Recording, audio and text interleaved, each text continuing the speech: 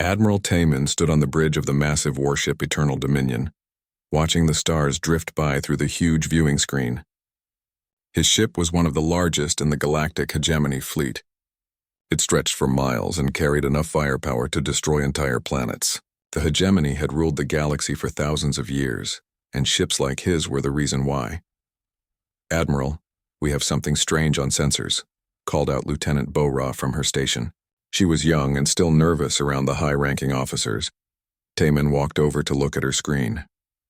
He was a tall man with gray hair and cold eyes. He had spent 30 years climbing through the ranks of the hegemony navy. In all that time, he had never seen anything that could challenge their power. "What is it?" he asked. "There's a ship near the Kepler Nebula, sir. It's not responding to our signals." Taman looked at the blinking dot on the sensor display. The ship appeared small compared to his dreadnought. Its energy signature was weak, like an old cargo vessel or mining ship. "Probably some lost freighter from one of the outer colonies," he said with a shrug. "Send a boarding party to check it out." Captain Su-jin sat quietly in the pilot seat of her small ship, watching the massive hegemony vessel approach. Her ship looked old and beaten up on the outside, with patches of mismatched metal covering the hull. Inside, however, it was filled with technology that would have shocked the hegemony officers if they knew what they were looking at. "They're sending a boarding shuttle," said Jinho from the engine room. He was a young engineer with oil stains on his clothes and a nervous smile. "Should we run?" "Not yet," Su-jin replied. She was in her 30s with short black hair and quick hands that danced over the control panels. "Let them get close first." She had been smuggling goods through hegemony space for 5 years.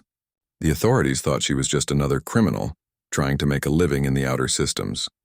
They had no idea what she really was or where she came from. Back on the Eternal Dominion, Commander Hyunwoo was studying the mystery ship through high-powered scanners. He was more careful than Admiral Taman and always looked for details that others missed. "Sir," he said, walking up to the Admiral, "something doesn't feel right about this." "What do you mean?" Taman asked, not taking his eyes off the main screen. "The ship's design is strange. Look at these hull patterns." Hyunwoo showed him a detailed scan on his tablet. "The metal composition is unlike anything in our databases. And these mathematical ratios in the frame structure. I've seen something similar before." "Where?" "In some old research files about that primitive planet we found 50 years ago. Earth, I think it was called." Tamin laughed. "Earth? That backwater world with the ape-like creatures who haven't even figured out proper space travel?" "Don't be ridiculous," but Hyunwoo wasn't laughing. He had spent years studying the reports from first contact with humanity. The hegemony had classified Earth as a non-spacefaring world and put it under quarantine. Humans were considered too primitive to be worth much attention. The boarding shuttle reached the mystery ship and attached to its airlock. 6 hegemony Marines in full battle armor stepped inside, expecting to find frightened smugglers or confused miners. Instead, they found an empty ship. "There's nobody here," reported Sergeant Gitei over the radio. "But sir, you need to see this." The Marines moved through corridors that looked simple but felt wrong somehow. The walls were covered with materials they couldn't identify. The computer systems used symbols and languages that weren't in any hegemony database. In what looked like the ship's control room, they found something that made them all stop and stare. Spread across a table were detailed maps of hegemony space. Not just general star charts, but specific information about fleet movements, military bases, and patrol routes. Information that should have been classified at the highest levels. "How did they get this?" whispered one of the Marines. Before anyone could answer, the lights went out. When emergency power kicked in a few seconds later, the ship was gone. "What do you mean, gone?" Admiral Taman shouted at the tactical officer. "Sir, the ship just disappeared. Our sensors show nothing. It's like it was never there." "That's impossible. Ships don't just vanish." But the empty space where the mystery vessel had been floating proved otherwise. The boarding shuttle was left drifting alone, its airlock still extended toward nothing. Commander Hyunwoo was already running scans on the area where the ship had been. "Admiral, I'm picking up some unusual energy residue. The patterns are unlike any stealth technology we know." Taman's face was red with anger and confusion. In all his years of service, nothing like this had ever happened. "Get those Marines back aboard and seal that shuttle. I want a full analysis of everything they saw." As the boarding party returned to the Eternal Dominion, they brought with them samples of the strange materials and copies of the mysterious star charts. but they also brought questions that no one could answer. Hours later, Sujin's ship reappeared in normal space, thousands of miles away from the hegemony dreadnought. She was smiling as she checked her instruments. "Did they scan us properly?" she asked Jinho. "Oh yes," he replied, grinning. "They got good readings on our hull composition and energy signature, just like we wanted. And the data we left behind? Perfectly placed. They'll find exactly what we want them to find." Sujin opened a communication channel on a frequency that didn't officially exist. "Control, this is Falcon." "Package delivered." "The hook is set," a voice replied from the darkness of space. "Understood, Falcon. Return to base. Phase 2 begins tomorrow." Back on the hegemony ship, Commander Hyunwoo was working late in his office, studying the data from their strange encounter. The more he looked at the evidence, the more worried he became. The hull materials were not just unknown. They were impossible according to hegemony science. They were lighter than their best alloys, but showed signs of being far stronger. The mathematical principles behind the ship's design suggested a completely different approach to engineering and physics. Most disturbing of all were the star charts. They showed knowledge of hegemony military operations that should have been accessible to only the highest-ranking officials. Someone had been watching them, studying them, learning their secrets. Hyunwoo pulled up the old files on Earth again. He remembered reading about the humans' strange approach to mathematics and science. While most spacefaring races had developed similar technologies, humans seemed to think about problems differently, but that was impossible. The reports clearly stated that humans had never left their home planet. They were a primitive species that had barely developed nuclear power when the hegemony found them, weren't they? As Hyunwoo stared at the evidence spread across his desk, a cold feeling grew in his stomach. What if the hegemony had been wrong about humanity? What if they had completely misunderstood what they were dealing with? Across the galaxy, on a small space station hidden in an asteroid field, Admiral Youngsu was reading reports from dozens of ships like Sujin's. All across hegemony space, human vessels were making contact with their forces. Each encounter left the aliens confused and asking questions. "How are our people doing?" he asked his aide, Captain Minho. "Perfectly, sir. Every contact has gone according to plan. The hegemony is starting to realize that something is happening, but they don't know what." Youngsu nodded. He was an older man with calm eyes and patient hands. He had been planning this moment for 20 years. "And our ships in the outer systems?" "All in position, sir. When you give the order, we can be anywhere in the galaxy within hours." Youngsu looked out through the station's viewing port at the stars beyond. For 50 years, humanity had been dismissed as primitive and harmless. The hegemony had no idea that humans had been using that time to prepare for something the galaxy had never seen before. The age of human hiding was about to end. Dr. Yunji had been the hegemony's top technology expert for 15 years. She had studied alien artifacts from 100 different worlds and solved mysteries that had puzzled scientists for centuries. But the materials sitting on her laboratory table made her question everything she thought she knew about physics. "This is impossible," she muttered, staring at the scanner results for the 5th time. The metal fragments from the mystery ship showed properties that shouldn't exist. They were lighter than aluminum, but stronger than the hegemony's best battle armor. Even more strange, they seemed to change their molecular structure when exposed to different types of energy. Her assistant, a young scientist named Kwang Ho, leaned over her shoulder. "Maybe our scanners are broken?" "I've run the tests on 3 different machines," Yunji replied. "The results are always the same. This material is made from elements we know, but arranged in patterns that our science says are impossible." She picked up another piece of debris, this one from the mystery ship's engine. The energy readings made even less sense. According to their analysis, the engine worked by bending space around itself instead of pushing through it. The hegemony had theories about such technology, but they were just that, theories. "Doctor," Kwang Ho said nervously, "what if these aren't theories anymore?" Across the galaxy, Captain Sujin was sitting in a cantina on a trading station, pretending to drink cheap alcohol while listening to the conversations around her. 3 tables away, a group of hegemony officers were talking about the strange encounters their fleets had been having. "It's not just our ship," one of them was saying. "My friend on the Dark Thunder says they saw something similar last week. A vessel that appeared and disappeared without warning." "Same here," said another. "Command is calling them ghost ships. They show up on sensors, then vanish like they were never there." Sujin smiled into her drink. The plan was working perfectly. All across hegemony space, Human ships were making brief contact with their forces. Each encounter was carefully planned to reveal just enough to make them worried, but not enough to give away the full truth. She finished her drink and walked casually toward the station's communication center. Once inside a private booth, she activated a hidden transmitter. "Base, this is Falcon. The rumors are spreading faster than expected." "Understood," came the reply. "How are they reacting?" "Confusion mostly, but also fear. They're starting to realize that someone has technology they don't understand." "Good. Continue as planned. The next phase begins in 6 hours."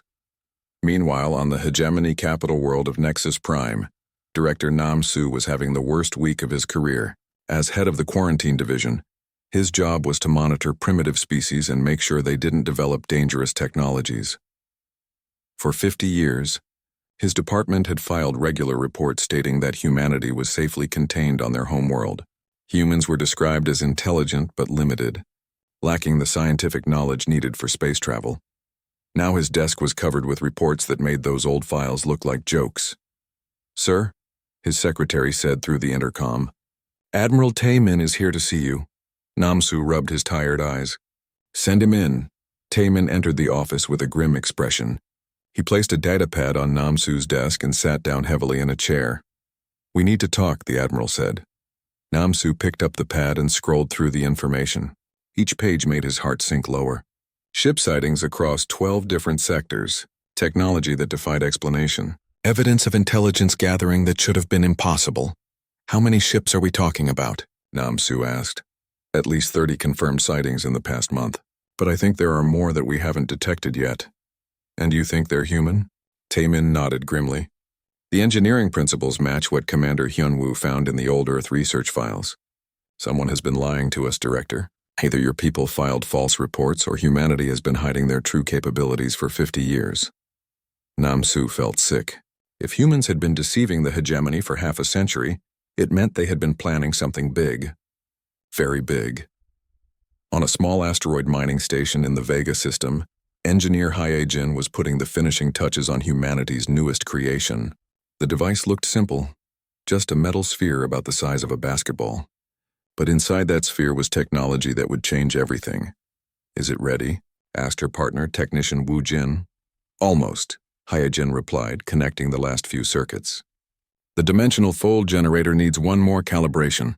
Woo Jin watched nervously as she worked. "Are you sure this will work?" "The theory is solid, but we've never tested it on this scale." Hyejin smiled. "Trust me. When the hegemony sees what this can do, they'll realize that everything they thought they knew about warfare is wrong. The device was designed to do something that the hegemony considered impossible, create a temporary hole in space-time that would allow objects to move from one location to another instantly, not faster than light travel, but something far more advanced."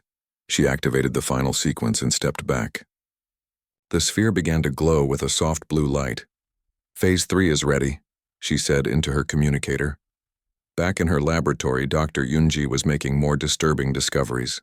The star charts that the hegemony Marines had found contained information about military movements from the past 6 months.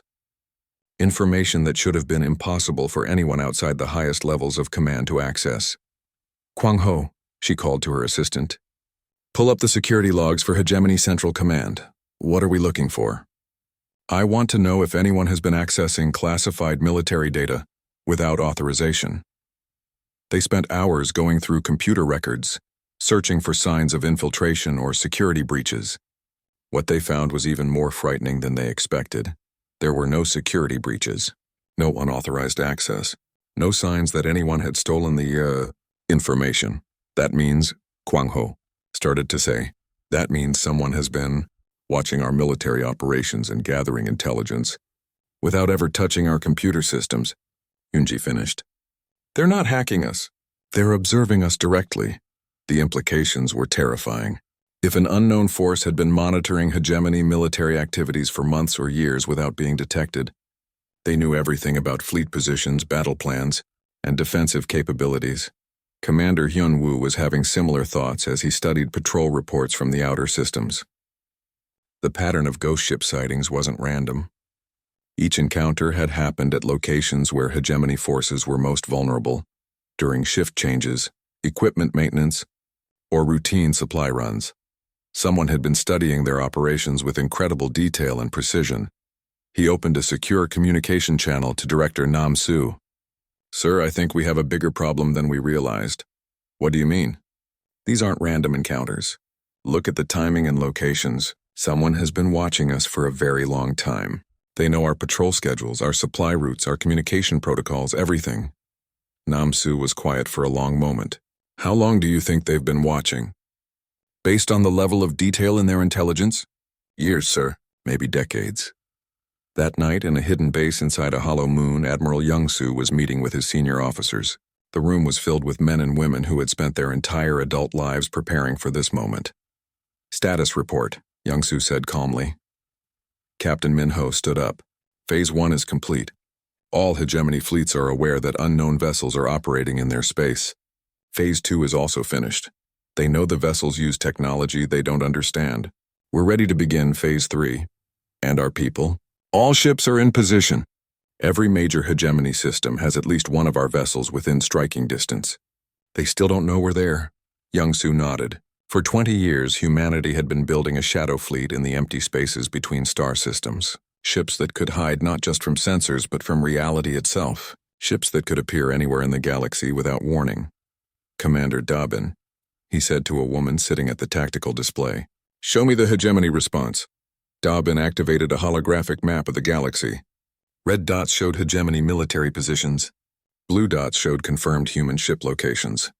Yellow dots showed areas where hegemony forces were searching for more ghost ships. "They're scared," Dobbin said simply.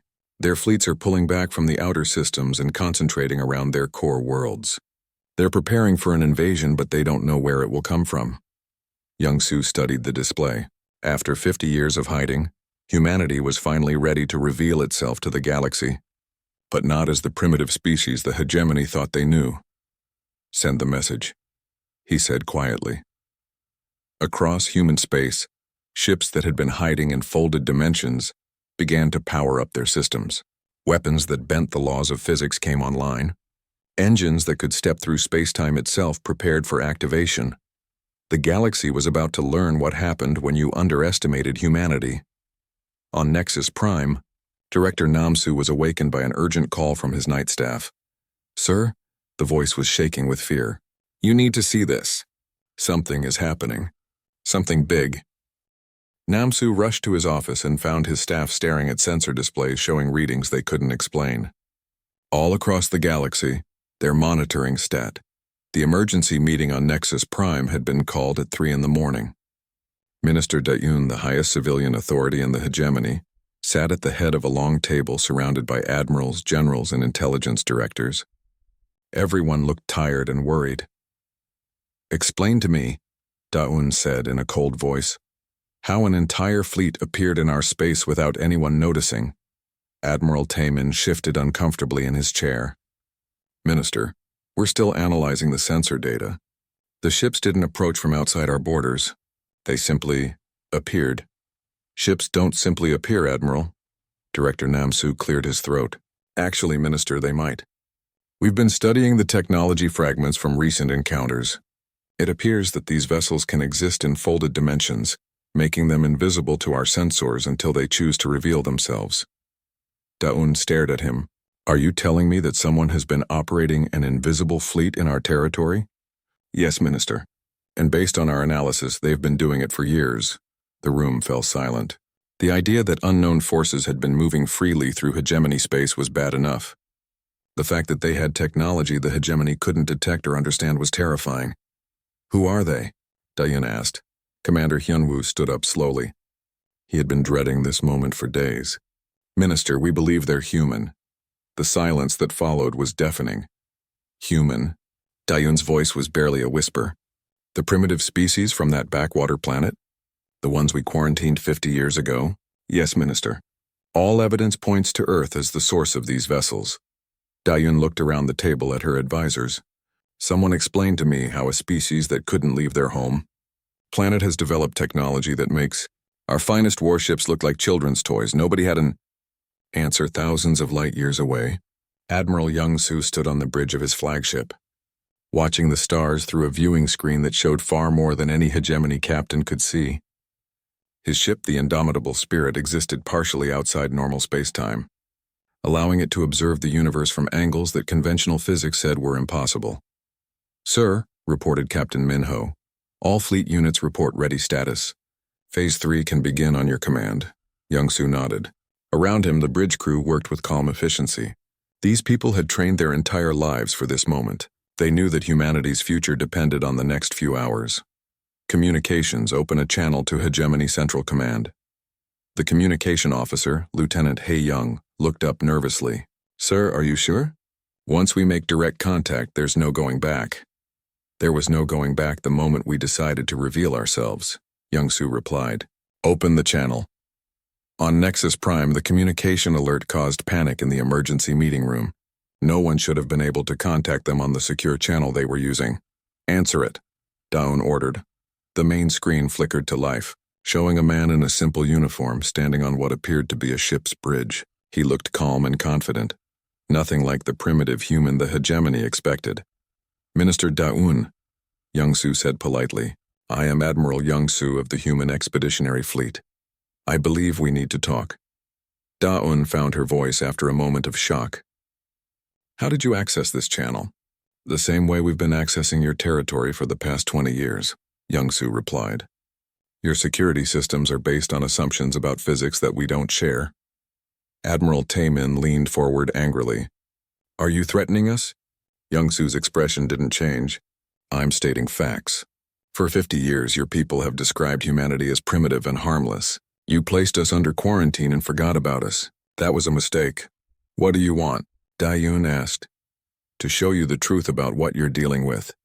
The screen changed to display a tactical view of the Proxima system, where a hegemony fleet was stationed.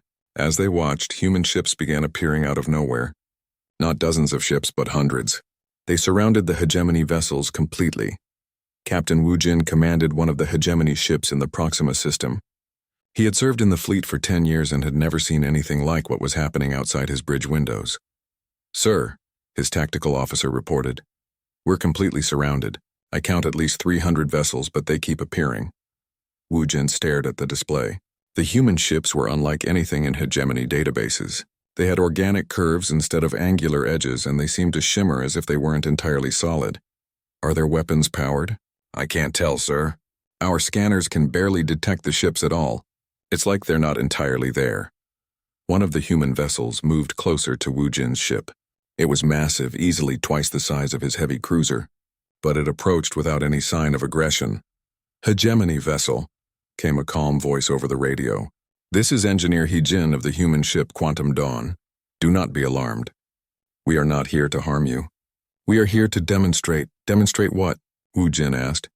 "That everything you think you know about space warfare is wrong." The human ship suddenly fired a weapon at a nearby asteroid, but instead of an energy beam or projectile, the weapon created a brief tear in space itself. The asteroid didn't explode or melt. It simply ceased to exist as if it had been erased from reality. Wu Jin felt his blood turn to ice. "What kind of weapon was that?" "We call it a dimensional cutter," He-Jin replied. "It doesn't destroy matter. It removes it from this dimension entirely. Your shields and armor cannot protect against weapons that don't exist in the same space as your ship." Back on Nexus Prime, the emergency meeting had turned into barely controlled chaos. The tactical display showed human fleets appearing in dozens of systems across hegemony space. Not just small groups, but massive formations that had somehow remained hidden until this moment. "How many ships do they have?" Daun demanded. "We're still counting," Admiral Taemin replied, his voice hollow. "At least 10,000 confirmed, but new ones keep appearing. It's like they have an entire shadow navy that we never detected." Dr. Yoonji had been called to the meeting to explain the technology they were facing. "Minister, based on our analysis, human technology works on completely different principles than ours. While we developed bigger and more powerful weapons, they learned to manipulate the fundamental structure of space-time itself. In simple terms, Doctor, they don't fight in the same dimension as us. Their weapons can hit targets that exist in normal space while their ships remain partially outside reality. It's like trying to fight ghosts." Daun turned back to the screen where Admiral Young-Soo waited patiently. "What do you want from us?" "Change," Young-Soo said simply. "For 1,000 years, the hegemony has ruled through fear and conquest. You've classified hundreds of species as primitive, and either destroyed them or forced them to submit. That ends now. And if we refuse? Young-Su's expression remained calm, but his eyes grew cold. Minister, in the past hour, human fleets have surrounded every major hegemony military installation.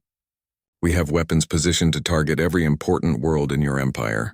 We could end your civilization in minutes if we chose to. The silence in the meeting room was absolute. But, Young-Su continued, we don't want to destroy you. We want to change you. The galaxy doesn't need another empire built on conquest. It needs cooperation. Minister Dayun looked around the table at her advisors. Every face showed the same expression, complete defeat. The hegemony had built its power on being the strongest force in the galaxy. When faced with technology they couldn't understand or fight, that power meant nothing. How long have you been planning this? She asked. Since the day your ships first arrived at Earth, Young-Su replied. 50 years ago, your people made the mistake of thinking that because we hadn't developed your type of technology, we were primitive. You never considered that we might be developing something completely different. Commander Hyunwoo spoke up from his seat. The intelligence gathering. You've been watching us for decades, every patrol route, every supply schedule, every military exercise. We've been preparing for this moment since first contact. Dr. Yunji couldn't help but ask the question that was burning in her mind. How? How did you develop technology that advanced while remaining hidden on one planet? Young-Su smiled for the first time during the conversation. Who said we remained on one planet? The mistake your people made was assuming that because you couldn't see our ships, we didn't have any. For 50 years, humanity has been building a civilization in the spaces between dimensions. We've been exploring the galaxy while you thought we were trapped on Earth. The implications hit everyone in the room at the same time. While the hegemony had been congratulating itself on containing a primitive species, that same species had been building an invisible empire right under their noses. You have 48 hours to make a decision, Young-Su said. The hegemony can begin the process of transforming itself into something better, or it can face the consequences of refusing to change. And what would those consequences be? Ask the crew of the battleship Eternal Victory. Every face in the room turned to Admiral Tae-min. The Eternal Victory was his former Grand Chancellor Il-sung had ruled the hegemony for 30 years. He was old, proud, and completely unwilling to believe that his 1,000-year empire could be threatened by anyone, especially not by primitive humans from a backwater planet. Absolutely not, he declared, slamming his fist on the conference table. The hegemony does not negotiate with terrorists. Minister Da-un tried to keep her voice calm. Chancellor, with respect, these aren't terrorists. They have technology that makes our entire military irrelevant. They could have destroyed us already if they wanted to. Then why haven't they? Because they're trying to give us a chance to surrender peacefully. Il-sung's face turned red with anger. Surrender? The galactic hegemony has never surrendered. To anyone, we rule 10,000 worlds. We have the largest fleet in galactic history. General Jae-won, the hegemony's most experienced military commander, spoke quietly from his seat. Chancellor, I've reviewed all the tactical data. Our fleets are completely outmatched. The humans have surrounded every major military installation. Their weapons can destroy targets without being detected. Their ships can appear anywhere without warning. I don't care about their tricks, Il-sung shouted. We have numbers, we have firepower. One primitive species cannot defeat the entire hegemony. Da-un exchanged worried glances with the other officials around the table. The Chancellor was refusing to accept reality, and his stubbornness could doom them all. Sir, she said carefully, perhaps we should consider their offer. They're not asking for our destruction. They're asking for change. Change? Il-sung's voice dripped with contempt. The hegemony is perfect as it is. We've brought order and stability to the galaxy for 1,000 years. These humans are nothing but upstart revolutionaries who need to be reminded of their place. General Jae-won tried one more time. Chancellor, I strongly advise against military action. We can't fight an enemy we can't see or detect. Il-sung stood up, his decision made. General, prepare the fleet, every ship, every weapon, every soldier. We're going to end this human rebellion once and for all. Sir, that would mean mobilizing the entire hegemony military, over 10,000 warships. Then do it. I want the humans to see what real power looks like." In the hidden human base inside the hollow moon, Admiral Youngsu received the news with sadness, not surprise. "They refused," reported Captain Minho. "Long-range sensors show massive fleet movements throughout hegemony space. They're gathering everything they have." Youngsu nodded slowly. He had hoped the hegemony leadership would be wise enough to accept change peacefully. Unfortunately, pride and arrogance had won over common sense. "How many ships are they bringing?" "Initial estimates suggest around 12,000 vessels converging on our position. The largest military force in recorded galactic history." Engineer Dobbin looked up from her tactical display. "Sir, they're not just bringing warships. They have troop transports, supply vessels, construction ships. They're planning a full invasion of human space. They still think this is about territory," Youngsu said with a sad smile. "They don't understand that we're not fighting for planets or systems. We're fighting for the future of galactic civilization." "Should we retreat?" asked Captain Minho. "No. It's time for the final demonstration. Signal all fleet units to prepare for Phase 4. "Sir," Dobbin said nervously, "are you sure? Once we begin Phase 4, there's no hiding what we're capable of anymore." Young-Soo looked out at the stars through the station's viewing port. For 50 years, humanity had prepared for this moment. Every human ship, every weapon, every tactical plan had been designed for one purpose: to prove that the age of conquest and empire was over. Signal the fleet. Begin Phase 4. The Hegemony War fleet was magnificent and terrifying. 12,000 ships arranged in perfect battle formations, stretching across light years of space. Massive dreadnoughts that could crack planets. Fast destroyers designed to hunt down fleeing enemies. Carriers loaded with fighter craft that could swarm over any opposition. General Jae-won commanded the fleet from the super dreadnought Galaxy's Might, a ship so large it had its own gravity field. He still believed this was a mistake, but he was a soldier who followed orders. "All units report ready," announced his communications officer. "Long-range sensors show human fleet positions," added the tactical officer. "Approximately 200 vessels holding position near the Sol system." Jae-won frowned. "Only 200? Where are the rest of their ships?" "Unknown, sir. That's all we can detect. 200 human ships against 12,000 hegemony vessels. Even with superior technology, the numbers seemed impossible." Jae-won began to hope that maybe they could win this battle after all. "All units, advance to attack position. Prepare to demonstrate the power of the hegemony." Captain Minho stood on the bridge of the human ship Dimensional Sword, watching the massive hegemony fleet approach on his tactical display.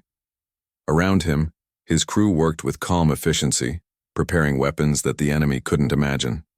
"They really brought everything," said his tactical officer, Lieutenant Sun Woo. "They still don't understand," Minho replied. "They think this is about numbers and firepower." "Should we show them the truth now?" Minho activated his communicator. "All human vessels, this is Sword Leader.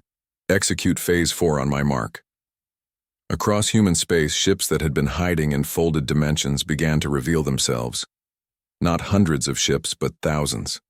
Not just around Sol, but throughout the entire galaxy. The hegemony fleet suddenly found themselves surrounded by human vessels that had appeared from nowhere. Ships that materialized inside their formations, between their battle lines, even inside their defensive perimeters. "Sir," shouted the tactical officer on the Galaxy's Might, "human ships are appearing everywhere. They're inside our formation." General Jae-won stared at his tactical display in horror. What had been a simple battle with clear lines of enemy and friendly forces had become a three-dimensional maze of human ships, appearing and disappearing at will. "How many?" he asked. "Still counting, sir. At least 8,000 confirmed, but more keep appearing." "That's impossible. Our intelligence said they only had a few hundred ships." "Sir," the communication officer called out, "we're receiving a transmission from the human fleet." The main screen activated, showing Captain Minho standing on his bridge with a calm expression. "General Jae-won," Minho said politely, "you seem surprised to see us." "How did you get so many ships past our sensors?" "We didn't get past them. We were never detected because we weren't entirely in your dimension. While you've been building bigger weapons, we learned to fight in ways you couldn't detect or understand. Jaewon looked at his tactical display again. The human ships weren't just surrounding his fleet. They were positioned with perfect precision. Every hegemony vessel was covered by multiple human ships, all positioned for maximum tactical advantage. This is still 12,000 ships against 8,000, Jaewon said, trying to sound confident. We have superior numbers. Minho smiled sadly. General, you still don't understand. Numbers don't matter when you can't fight back. What do you mean? Instead of answering, Minho gave a signal to his tactical officer. Across the human fleet, weapons charged with energy that existed in multiple dimensions simultaneously. The first demonstration was subtle. A small hegemony destroyer simply vanished from the tactical display. Not destroyed, not damaged, gone. Where did the Swift Hunter go? Jaewon demanded. It still exists, Minho explained calmly. But it's now located in a pocket dimension where it can't affect anything in normal space. The crew is unharmed, but they can't fight, can't retreat, and can't call for help. Another ship vanished. Then another. The human weapons weren't destroying hegemony vessels, they were removing them from the battle entirely. Sir, the tactical officer reported with a shaking voice. We've lost contact with 17 ships in the past 2 minutes. They're not responding to communications. Jaewon realized with growing horror that he was watching his fleet disappear without being able to fight back. The human weapons worked on principles that made hegemony defenses useless. All units open fire, he commanded. The hegemony fleet unleashed the largest barrage in galactic history. Energy beams, missile swarms, and particle cannons filled space with destructive force. It was enough firepower to destroy entire star systems. The weapons passed harmlessly through the human ships. Phase shift complete, reported Lieutenant Sunwoo from the Dimensional Sword. All human vessels are now existing primarily in dimensional space. Enemy weapons cannot affect us. Captain Minho watched the futile hegemony attack with sadness. General Jaewon, your weapons are designed to fight enemies that exist in the same dimension as you. We don't. The communication channel from the galaxy's might crackled with desperation. How do we fight you? You don't, Minho replied simply. That's the point. More hegemony ships began vanishing from the battle, not destroyed but relocated to pocket dimensions where they could no longer participate in the fight. Within an hour, the largest war fleet in galactic history had been reduced to scattered groups of vessels that couldn't retreat, couldn't fight, and couldn't win. General Jaewon sat in his command chair, watching his tactical display show fewer and fewer friendly ships. His proud fleet was being dismantled piece by an enemy that existed in ways he couldn't understand. Sir? His co 6 months after the defeat of the hegemony fleet, the galaxy was changing in ways no one had expected. The grand capital of Nexus Prime, once the center of an empire that ruled through fear, had become a meeting place for representatives from hundreds of different worlds. Ambassador Sun Hee walked through the corridors of what used to be the hegemony's central command building. The walls that once displayed symbols of conquest now showed artwork from dozens of different species. The meeting rooms where military campaigns had been planned were now filled with scientists, diplomats, and teachers working together on projects that would have been impossible under the old system. How are the negotiations going? Asked Minister Daun, who had become one of the strongest voices for reform in the former hegemony government. Better than expected, Sun Hee replied. Most species are eager to participate in the new cooperation. 50 years of being ruled by others has made them appreciate the chance to have a voice in their own future. Daun nodded. The transition hadn't been easy. Many hegemony officials had struggled to accept that their empire was over. But the alternative, watching their civilization disappear into dimensional exile, had convinced most of them that change was necessary. What about the military commanders? Are they adapting? Some better than others. General Jaewon has been very helpful. He understands that the old ways of thinking about warfare are obsolete. Admiral Taemin is still struggling, but he's trying. In a research facility on the other side of the planet, Dr. Yoonji was having the most exciting time of her career. The human scientists had agreed to share some of their knowledge with their former enemies. and the discoveries were revolutionary. "This doesn't make sense according to our physics," she said, staring at a dimensional manipulation device. Professor Dong Hyun, a human scientist who had volunteered to help with the technology exchange, smiled patiently. "That's because your physics are based on the assumption that there's only one way to understand the universe. Humans learned long ago that there are many different ways to approach the same problems. But how did you discover these principles? Our records show that 50 years ago, humans had barely developed nuclear technology." Dong Hyun's expression grew more serious. "That's the mistake the hegemony made. You assumed that because we hadn't developed your type of technology, we hadn't developed any advanced technology at all. While you were building bigger weapons and faster ships, we were learning to think about space and time in completely different ways." Dr. Yoonji shook her head in wonder. "You were never primitive at all, were you?" "Define primitive." "We didn't have energy weapons or faster-than-light travel the way you understand them, but we had something more valuable. We had curiosity and the willingness to accept that we might be wrong about everything we thought we knew." Across the galaxy, similar conversations were happening on thousands of worlds. Species that had been forced to suppress their own scientific and cultural development under hegemony rule were rediscovering their unique approaches to technology and art.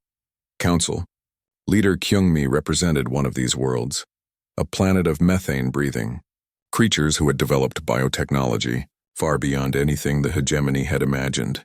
Under the old system, they had been forced to abandon their research and adopt hegemony-approved technology instead. "We're calling it the Galactic Cooperation," she explained to a group of newly liberated worlds. "Instead of one empire forcing everyone to think and act the same way, we'll have hundreds of different civilizations working together and sharing their unique knowledge." The audience of alien delegates listened with interest and hope. For many of them, this was the first time in generations that they had been allowed to speak freely about their own cultures and capabilities. "What about defense?" asked a representative from a world that had been attacked by space pirates just the previous month. Kyungmi smiled. "The humans have offered to help with that as well, but not in the way the hegemony did. Instead of building massive fleets to patrol our space, they're teaching us how to protect ourselves." She activated a holographic display showing a new type of defensive system. "These dimensional barriers can protect entire star systems from attack. But the best part is that they're powered by cooperation. The more worlds that contribute energy to the network, the stronger the protection becomes." On Earth, in a small office overlooking the Pacific Ocean, Admiral Young-soo was meeting with his senior staff to discuss the progress of their plan. "How are the integration programs going?" he asked Captain Minho. "Very well, sir. We've established joint research stations in 47 systems. The knowledge exchange is proceeding faster than we hoped." "And the former hegemony military?" "Most are adapting. General Jae-won has been particularly helpful in redesigning their forces for peacekeeping instead of conquest. A few old guard commanders are still resisting, but they're becoming less relevant every day." Young-soo nodded. The humans had never wanted to destroy the hegemony, only to change it. Many of the people who had served the old system were now helping to build the new one. "What about the dimensional technology sharing?" Engineer Dobbin looked up from her reports. "We're being careful about that, sir. We're sharing enough to show them what's possible, but not enough to recreate weapons that could be used for conquest. The goal is to help them develop defensive capabilities, not offensive ones." "Good. The last thing the galaxy needs is an arms race with dimensional weapons." Captain Minho raised another concern. "Sir, we're getting reports of some species asking why humans are taking a leadership role in the new cooperation. They want to know what makes us different from the hegemony." Young-soo had been expecting this question. "What do you tell them?" "The truth, sir, that we're not trying to lead. We're trying to teach. The difference is that a leader gives orders, but a teacher helps others find their own answers." Back on Nexus Prime, a ceremony was taking place that would have been unthinkable under the old system.